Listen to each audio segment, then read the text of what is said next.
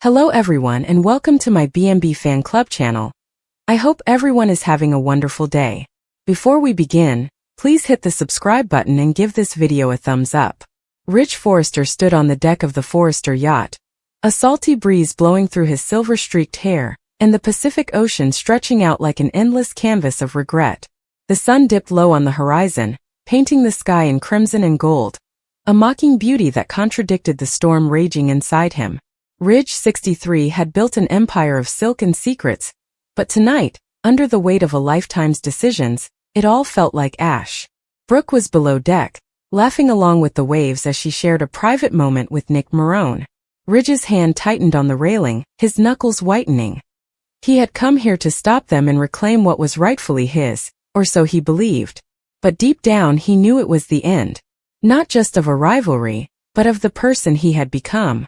The announcement came earlier that day, in a sterile boardroom at Forrester Creations, where the air was thick with the scent of new fabric swatches and unspoken betrayals. Eric, his father, had cleared his throat, his voice frail but resolute, despite the fact that DNA tests from years ago raised doubts. Ridge, we've run the numbers. The company's bleeding. Your designs. They're brilliant, but the market's shifted. Steffi's pushing for innovation, Thomas for bold risks. We need fresh blood. Ridge laughed bitterly, echoing off the glass walls. Fresh blood. As if he hadn't poured his heart into every seam and stitch. But the truth nagged at him. He was the old guard, a relic in an age of algorithms and influencers. Torsten K., the man behind the mask, had whispered something to him over coffee at his Malibu home that morning. It's time, Ridge. Walk away while you can. But Ridge Forrester didn't. He fought. Always. Ridge's mind replayed fragments of his life as the yacht sailed through the darkening waters, like a malfunctioning projector. He saw Caroline, his first love, with wide eyes full of promise, before cancer took her life. For decades, he had been haunted by the guilt of leaving her for Brooke, the siren in red gowns. Brooke Logan. Fierce, flawed, and forever. They had danced this tango in boardrooms and bedrooms, during miscarriages and marriages, and with children who bore the scars of their never-ending war. Hope, RJ, the bridge between them, has grown tired of the cycle. Dad, Hope had said just last week, her voice cracking over the phone from Paris, when does it end? You're tearing us apart. Ridge hung up silently, the receiver heavy in his hand like a noose. A sudden lurch jolted him from his reverie. The yacht groaned, a deep, unnatural shudder that sent champagne flutes clinking in the cabin below. What the hell? Ridge muttered, clutching the rail as the deck tipped. Alarms blared faintly. Had the captain ignored the weather warnings? He pounded on the door to the lower deck. Brooke! Nick! Get up here! But the laughter had faded, replaced by shouts. The boat listed further, with waves crashing over the side like vengeful fists. Ridge's heart pounded as he pushed the hatch open, water already pooling ankle deep. There she was, Brooke, her dress soaked and clinging, Nick beside her, his arm around her waist. For a split second, envy was hotter than fear. But then the world flipped. The yacht capsized with a thunderous crack, and the metal twisted like paper. Ridge was thrown into the churning black, and the cold shock of the ocean took his breath away. He surfaced gasping, salt stinging his eyes, and the upturned hull loomed like a beached leviathan. Brooke! He exclaimed, his tailored suit a leaden shroud. Splashes nearby, Nick, flailing and unconscious as a result of a head-on railing blow. And Brooke. Oh God, Brooke. She bobbed face down, limp as a discarded sketch, with her golden hair fanning out like a halo in the foam. Ridge swam to her, desperation fueling strokes that defied his years. He reached out and flipped her over, leaving her lips blue and her eyes closed. No, no, no! He choked, pressing his mouth against hers, forcing breaths into non-responsive lungs. CPR in the swells, his arms aching and the waves slapping them like accusations. Why didn't he let her go? Why is this an endless pursuit? Hours turned into a nightmare. The Coast Guard's lights pierced the dawn as helicopters flew overhead. Nick was airlifted first, battered but alive. Ridge clung to Brooke on a rescue raft, whispering apologies into her ear as medics freed her from his grip. Fight, Logan. For me. For us. The paramedics' expressions told the story before the words. Drowned. Hypothermia. Gone. The word echoed in Ridge's head as they sped toward the shore, sirens sounding a dirge. Brooke Logan Forrester, his Brooke, had died. And at that moment, something in Ridge snapped irreparably. The hospital waiting room was sterile, with fluorescent lights that buzzed like judgmental insects. Steffi was the first to arrive, her designer coat skewed and her eyes red-rimmed. "Dad? What happened?" She collapsed in his arms, the daughter who had inherited his fire now sobbing. Thomas followed, hollow-cheeked from his own demons, whispering, "This can't be real." Eric wheeled in, his oxygen mask fogged with tears, Stephanie's absence a fresh wound after her death years before. "Son," Eric rasped, "she was the heart of us."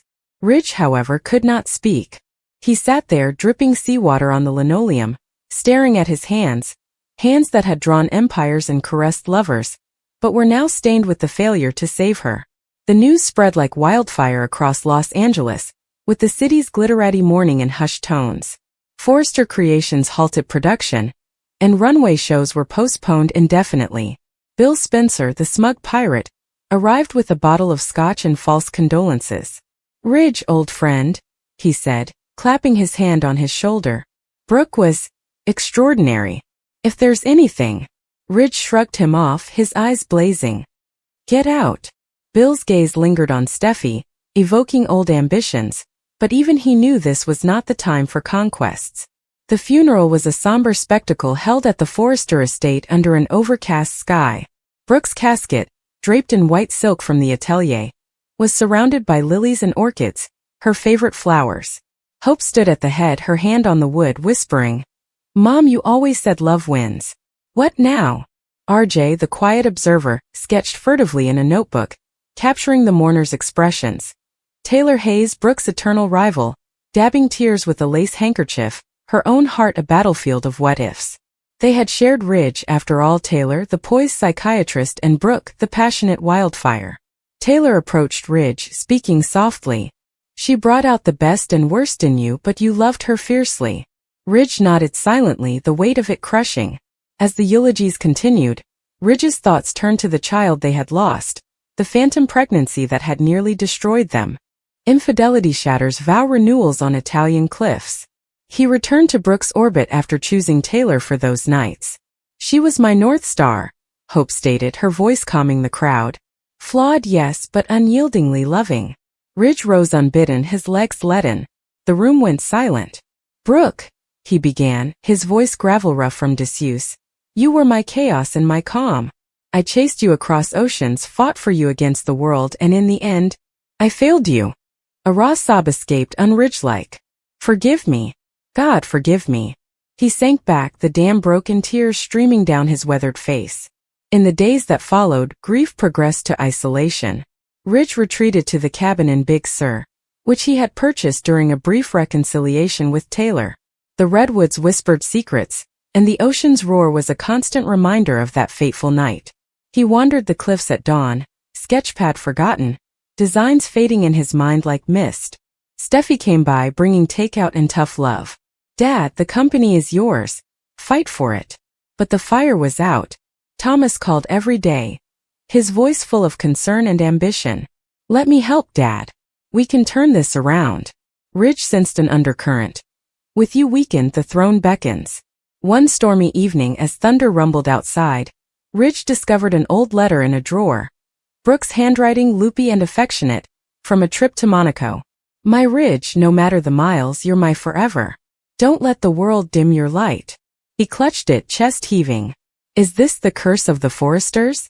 Is eternal love accompanied by eternal loss? He remembered his mother, Stephanie, the iron matriarch, whose final words to him were, "Protect the family." However, protection had come at the expense of everything.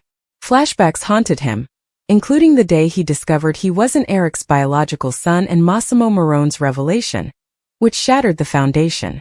The ensuing rage and affairs were the result of an identity crisis. Caroline Spencer's dying words, "Be happy, Ridge. For our son." Rick, the perpetual outsider, is now CEO in Ridge's absence, navigating the board with Logan's cunning. And Bridget, the doctor who had saved lives but was unable to save her own mother. Nights blurred into feverish dreams. In one, Brooke emerged from the waves laughing. Come swim with me. He dove in only to wake gasping, sheets tangled like net. Therapy. Taylor offered sessions, her professional detachment shattered by personal history. Ridge, you're grieving for a lifetime, not just one night. He came once, twice, but couldn't say anything. How do you describe the void where passion once lived? Forrester Creations was teetering. Investors withdrew with whispers of scandal. Ridge's instability, following the tragedy. Steffi rallied in a desperate bid to take over Monte Carlo, but collections flopped without Ridge's signature flair. A rival designer, Luna Nozawa's protege, snatched market share with eco-chic lines that mocked Forrester's excesses. Ridge watched from afar, a ghost of his own legacy. Then came the call from Hope. Dad, I'm coming home. We need you.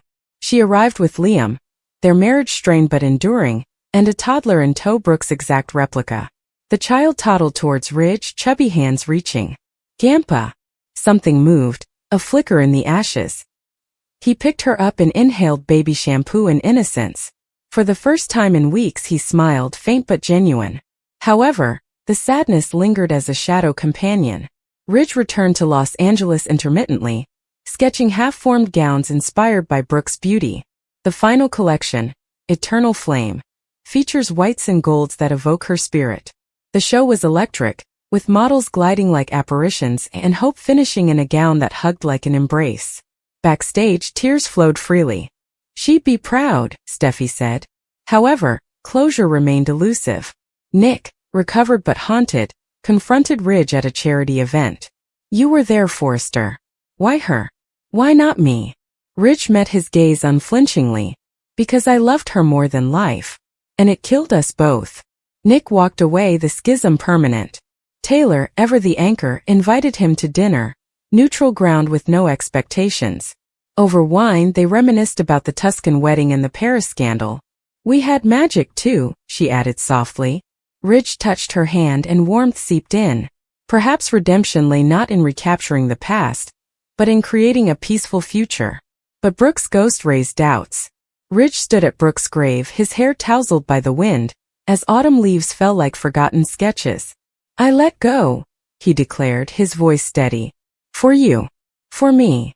He placed a single red rose, symbolizing their eternal flame. Ridge Forrester walked away, lighter but forever scarred, facing the horizon. The empire awaited, but so did peace. A heartbreaking, hard-won surrender. The months stretched into a tapestry of tentative recovery. Ridge threw himself into mentoring, guiding RJ's budding talent with a gentleness that came from loss. The boy, now 18, sketched with his father's intensity, but with a modern twist, sustainable fabrics and inclusive sizing. This is for Grandma Brooke, RJ stated one afternoon in the atelier, pins between his teeth. Ridge nodded, his throat tight. She'd fight you on that asymmetrical hem. They laughed, a strange but welcome sound. Steffi's empire building stalled, and her marriage to Finn frayed under Sheila Carter's lingering shadow. Dad, I need your wisdom, she confessed over coffee at Il Giardino. Ridge listened and offered advice without command. Power is empty without heart, pumpkin. She hugged him tightly, the roles reversed. Thomas, ever the wild card, proposed a collaboration with Spectra Fashions, but Zen's vision clashed with his. Tension rose at family dinners, with silverware clinking like unspoken grievances. You're holding back, Dad, Thomas charged one night, eyes flashing. Because of her. Ridge accepted the challenge. Because of all of us. Don't repeat my mistakes. A fragile but binding truce was formed. Hope's return created ripples. She established a foundation inspired by Brooke, providing grants for women's health and empowerment. Mom's legacy, she said, revealing the logo, a phoenix in silk. Ridge donated the first $1 million, initially anonymously but later proudly. Celebrities mingled with survivors at the launch event, and Brooke's light shone through stories of resilience. Ridge spoke briefly. She taught me that love isn't possession, it's about lifting others. Applause erupted. Inside, quiet pride bloomed. Romantic liaisons? Ridge dated casually, a gallery owner who was sharp-witted and straightforward. But the nights ended with polite goodbyes, with Brooke's memory serving as a gentle barrier. Taylor understood, and their friendship grew into something platonic and profound. Walks along the beach, discussing Freud over gelato. "You're free now," she said at sunset. He nearly believed her. Yet sadness ebbed and flowed like the tides. Anniversaries triggered spirals. The date of their first kiss, a helicopter crash that brought them together.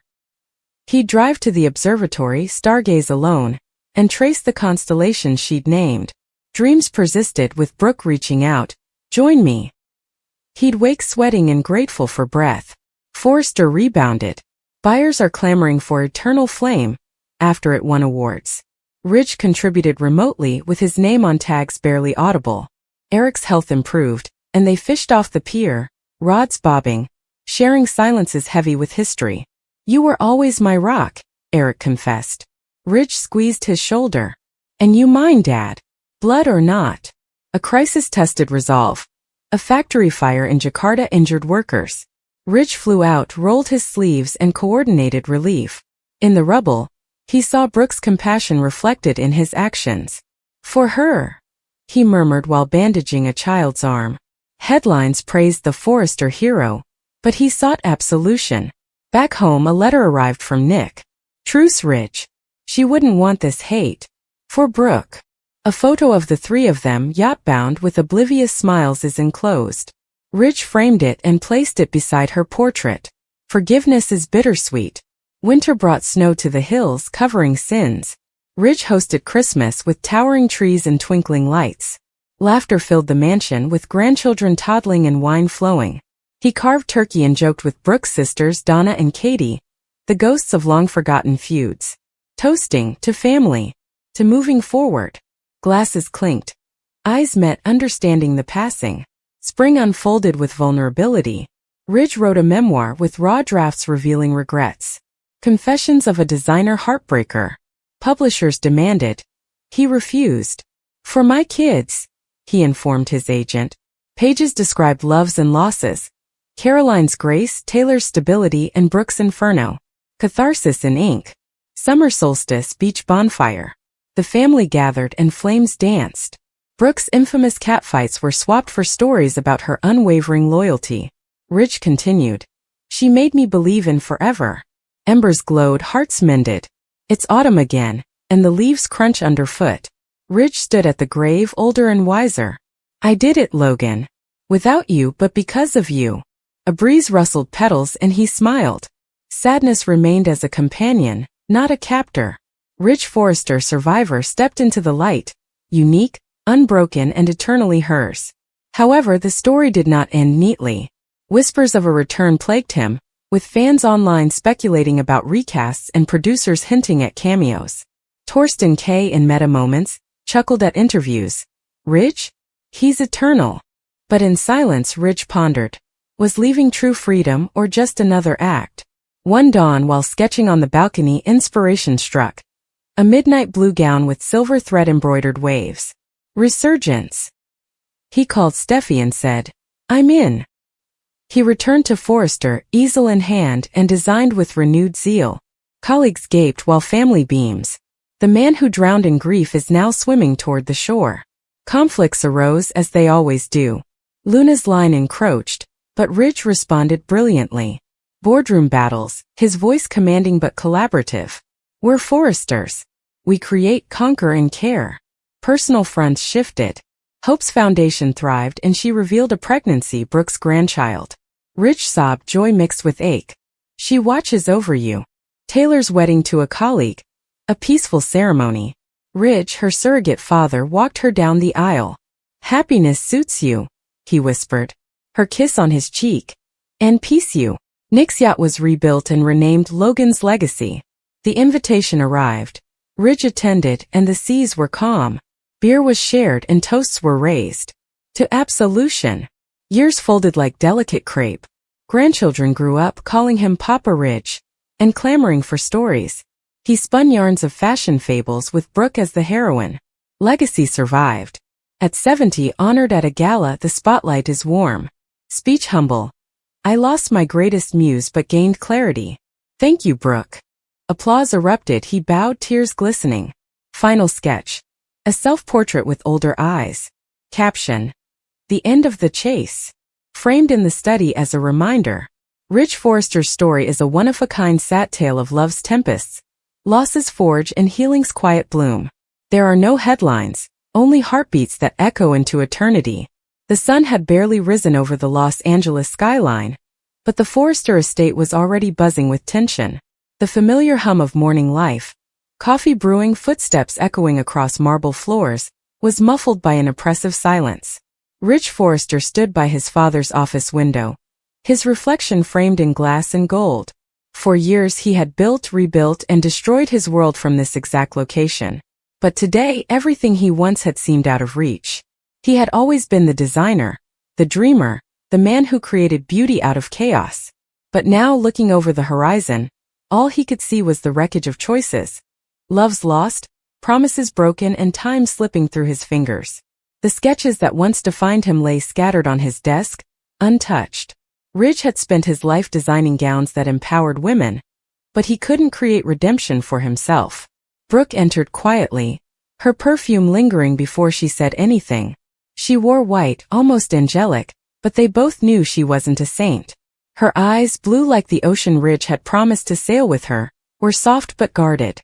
"You didn't come home last night," she said, her voice trembling with worry and accusation. Ridge did not turn around. Home stopped feeling like home a long time ago. Brooke's breath caught. "Do not say that, Ridge. We have survived everything. We can fix this." "Not everything," he explained. His hand tightened around the desk's edge. "Time cannot be fixed. You can't take back what's been said, done, or lost." The air between them was thick with ghosts, memories of laughter and betrayal, love that had burned too brightly, too destructively. Brooke approached, searching his face for the man she had loved for decades. "Is this about Taylor again?" she whispered. "Because if it's not about Taylor," Ridge replied softly. "It is about me. I have no idea who I am anymore." He finally turned and she could see it in his eyes, weariness, sorrow, and acceptance. This was not a battle she could win through charm or tears. This was the quiet resignation of a man who had lost the fire that had previously made him unbreakable. Before she could finish speaking, Thomas entered. His presence was as sharp as his tailoring, precise, deliberate, and impossible to ignore. "Dad," he said, looking between them, "you need to see this."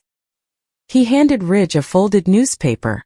The headline that would reverberate throughout their world read, "Forrester Creations faces lawsuit after tragic accident." Ridge's heart sank. "What accident?" Thomas hesitated. "This is Hope's line. A fire broke out at the shoot yesterday. No one died, but the model Allison is in critical condition." Brooke gasped. "The media is already tearing us apart." "Oh my God, does Hope know?" Thomas nodded grimly. "She is devastated. She blames herself.